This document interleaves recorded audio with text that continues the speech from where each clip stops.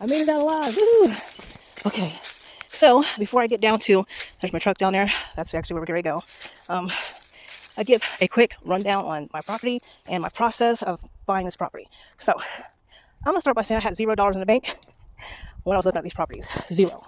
I was probably negative actually. Don't recommend it, but I had no money, and I had a realtor looking at properties. And because I have bad credit, I knew that I was looking for sale by owner. And it was a lot of searching to find properties because a lot of them I didn't feel like they were feasible in the way their terms were for sale by owner. So I put an offer in with a realtor that owned another property in a place called Dobson, North Carolina. And this is a funny thing about it. I put it in with a realtor in Dobson. I didn't get it because I didn't like the seller's terms. So I put an offer in on that lot over there where that tiny home is. I put an offer on that land. Funny thing is, it's the same realtor, right? So this is the only realtor I've ever dealt with. It's the same realtor. But he's the realtor for all of these properties. So I didn't get that one because those people they got it before I did. So I was communicating with the actual seller. If you have a realtor, I don't recommend that you communicate with the seller directly. Let your realtor do it. I'm impatient, and so it wasn't that what I did was, the problem was that the realtor was unresponsive. And so I went directly to the seller, and I was like, this was going on. And I told my realtor, it wasn't like I just didn't know. And so, I mentioned he's unresponsive, blah, blah, blah. And they were like, if there's anything you need, you can call us, and, we'll help you out. So I put an offer on this one. I told them how excited I was, and then I didn't get it. I said, oh, I didn't get it, unfortunately. It was a really nice property. And the seller came back and said, oh, there's 4 more. I was like, what? She's like, yeah, behind there. Oh, okay. They hadn't hit the market yet. And so I put an offer in before they hit the market, sight unseen, this property here. Sight unseen before I hit the market. I don't recommend that you do that. I had time to do what do they call it? Due diligence period. I didn't care. Now, I don't recommend that, but the reason why I did it is my financial circumstances are I can't afford my house where I'm at, and I have to move. Like I have to sell it. I have to move. I'm not going to go in foreclosure over it. So there's not a lot of options for sale by owner in the area I was looking at. So I was like, you know what? I don't care. It's cheap. This was the second cheapest property. So I said, just put an offer in, and I got it. So that's how I got this. So again, let's go back to I had no money in the bank.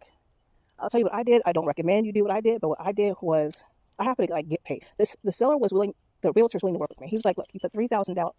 The total down payment is $5,000. He said you can put $3,000 down, and then you have 30 days to come up with the other $2,000. Okay.